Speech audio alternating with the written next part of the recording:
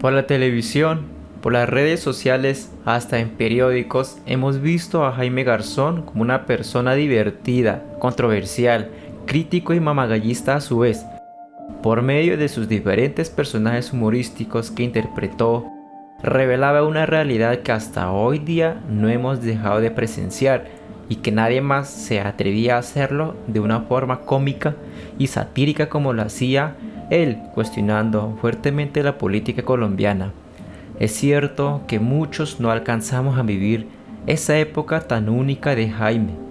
que a mi parecer es sinónimo de la supresión de las vendas que a la mayoría de las personas las tenían cegadas y que probablemente vivían ignorantes o simplemente les daba igual o no querían aceptar la realidad de los verdaderos problemas del país. Lo cierto es que más allá de generar risas mediante sus divertidas entrevistas o programas de televisión, expresaba su indignación, su inconformismo, su descontento por la forma de gobierno de esos días, hacia la corrupción, el paramilitarismo, la pobreza, la falta de empleo, los asesinatos a líderes sociales, pero que tristemente pareciera que en vez de cambiar, ha empeorado esa situación, y pensar que este hombre tuvo el valor de enfrentar a cuantos individuos o políticos corruptos se levantaban contra un pueblo que al parecer ignoraba la historia. Deja mucho de qué hablar y en la actualidad poco se ve eso.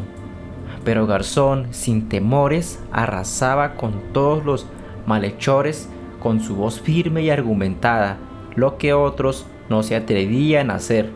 y saber que posteriormente, a muy temprana edad, fuera asesinado tan cobarde e indiscriminadamente por decir siempre la verdad, causa una gran tristeza, una profunda desilusión, pero afortunadamente, aunque los años hayan transcurrido significativamente, Jaime Garzón no sale de nuestras memorias, ni mucho menos de nuestros corazones. Orgullo patrio sentí al ver la revista esta semana que trae en la tapa al pacifista y cooperativo dignísimo gobernador de Antioquia, doctor Álvaro Uribe Vélez. Un hombre de mano firme y pulso armado, líder que impulsa con su aplomado cooperativismo pacíficas autodefensas, y él, iluminado en los soles de Faruc, ha dado en llamar convivir. Acierta la revista Semana en cabeza del diligente vástago de César Gaviria al proyectar sobre el escenario nacional a esta neolumbrera neoliberal de esta nueva época, caray. Es que a Álvaro le cae el país en la cabeza. Él vislumbra todo este gran país como una zona de orden público total, es decir, como un solo convivir, caray, donde la gente de bien, por fin, podamos disfrutar de la renta en paz como debe ser. Y será él quien por fin traiga a los redentores soldados norteamericanos, quienes humanizarán el conflicto y harán de Uribe Vélez el dictador que este país necesita. Buenas noches. De la vida de Jaime Garzón, sabemos de lo que sus personajes como Heriberto de la Calle, Néstor Elí, Godofredo Cínico Caspa, Dioselina Tibaná, Inti de la Hoz, nos han dejado, que por cierto eran personajes que él mismo las creaba para a través de ellas demostrar y protagonizar aquellos personajes importantes de Colombia que le hacían daño al país. Por ejemplo, cuando un co-guionista de los programas de Jaime Garzón, estando en vida, comentó en una entrevista reciente que él mismo había decidido darle el nombre de Néstor Elí a uno de sus personajes, esto para representar lo corrupto y lo hábil que era el ministro de Justicia Néstor Humberto Martínez para salir de las suyas en los años 90. Pero más allá de eso, es decir, su vida fuera de las pantallas, poco sabemos de su historia, de su otra parte de la existencia, ese lado humano como persona, ese ser que tiene sentimientos, que siente amor, dolor, tristeza, ese lado de la condición humana que nadie más ve o que siente fuera de él mismo. La literatura ha hecho que eso cambie, ya que hemos visto que muchos autores, tanto clásicos como los modernos, por medio de sus obras han hecho que podamos vivir y sentir lo que los personajes realmente viven, sienten y piensan, a veces desde la solamente ficción, pero a veces basándose e inspirándose desde los hechos reales, pero cargado de una gran narración que le da aún más valor al contenido literario, cosa que cuando leemos de verdad es como si estuviéramos leyendo una biografía real y exenta de la ficción, aquellas situaciones al que seguimos rastro o de aquellos personajes al cual nos introducimos en sus mundos viendo los sucesos y las transformaciones. Podemos decir que en ese sentido se destacan algunos escritores importantes en el transcurso de la historia narrativa. Tal es el caso de la escritora colombiana Margarita Rosa de Francisco, que mediante su obra magistral El hombre del teléfono deja en manifiesto la vida de Jaime Garzón, un hombre como todos nosotros, que en algún momento de la vida pasó por la etapa de los sentimientos amorosos, afrontando muchas veces decepciones o rechazos frente a alguien que de cierta forma le atraía como persona y como mujer. Precisamente es lo que evidenciamos en la obra de Margarita Rosa, una historia de romance que todo empieza con una llamada de un hombre desconocido y misterioso, y que conforme pasan los días se va intensificando esa pasión, esa atracción, hasta que la historia da un giro que el lector no se lo espera. Ahí conocemos a un Jaime Garzón distinto al que solíamos ver, un hombre pasivo, alegre, humilde, que siente pasión y sobre todo amor hacia una mujer. Asimismo descubriremos en la historia que termina de una manera no tan agradable como lo deseábamos o como lo esperábamos,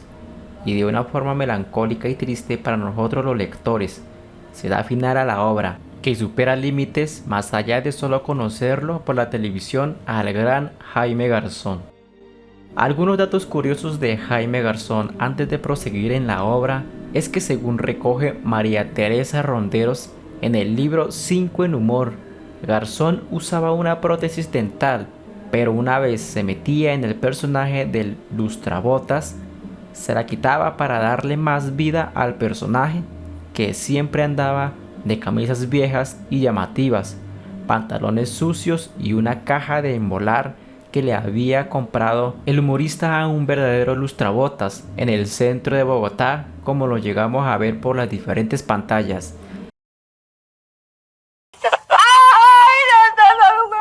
Usted no es hijo de ese doctor, de un maestro que era el primer maestro del humor, que se llamaba Salustiano Tapia. El mismo. Sí, claro, el hombre era del barrio, sí lo recuerdo muy bien. Ay, ma bendita, ¿quién iba a saber que le iba a salir un hijo así de cafre, no? Doctor Néstor Humberto, un placer. Dejemos así para que esta plática se la ahorre para el abogado, porque... A decir verdad, los datos curiosos de este gran hombre son innumerables, y aquí resalto una de las tantas que me pareció interesante, triste y divertida a la vez, donde deja rastro de cuán alegre y mamagallista era casi en todo y durante toda su vida. Fue en ese episodio donde, según nos cuenta el mismo libro en el subtítulo de Un Jaime Garzón terrible, había conseguido un trabajo de piloto de avioneta, y cuando iba volando se le ocurrió llamar a la torre de control más cercano de su área, diciendo y alarmando al oficial a cargo de comunicaciones que necesitaba la pista urgentemente porque venía en una situación de alta emergencia. Y cuando el oficial le pregunta que cuál era la emergencia, él respondió que tenía unas ganas terribles de orinar. Tan cara le había costado ese chiste que lo echaron del trabajo. El hombre del teléfono es la primera obra literaria de Margarita Rosa de Francisco, en donde se aprecia una prosa singular que la caracteriza como una autora especial, al utilizar un lenguaje cotidiano resaltando el dialecto caleño, pero además de mucha carga literaria y poética, mayormente en las descripciones que da de algo que para nosotros son detalles casi insignificantes. Por ejemplo, cuando habla del vómito, ese término que tan desagradable se siente con solamente escuchar y que le atormentaba cada vez que se sentía afligida desde la niñez, y ahora a sus 25 años que afronta como toda persona joven desilusiones, decepciones amorosos, desee todo lo contrario, es decir, que lo provoque ella misma. Solo algunos autores son capaces de expresar de una forma poética aquel concepto que a nuestro alcance son tan cotidianos y sin importancia, como cuando dice: he tratado, pero cuando tengo incluso 2 dedos tocando la campanilla justo en el filo de la garganta, me arrepiento, y un instante antes de que se abran las compuertas que podrían dar paso a la avalancha desenfrenada de todas mis culpas. En la obra apreciamos un personaje depresiva, orgullosa. En este caso, la misma autora de la obra nos cuenta en primera persona, y que conforme toma rumbo la narración, entra en escena un hombre que le cambia la vida por completo, pero de una forma que ambos terminan disgustados y con un corazón sin sabor por parte de la protagonista, y esto luego da paso a que el hombre, con defectos y todo, mayormente faciales, tuviera un final trágico. Aquel hombre que con su voz y el fácil desenvolvimiento en el habla la enamorara sin que ella lo conociera en persona, que luego sorpresivamente resultará siendo el personaje que en la vida real llenó de risas a los colombianos. Sobra decir que esto es una invitación a apreciar estas obras tan maravillosas. Expreso además que la obra pone de manifiesto una personalidad que no conocíamos de Margarita Rosa de Francisco, esa persona rencorosa que le iba mal en casi todo, en el amor, en el trabajo como actriz,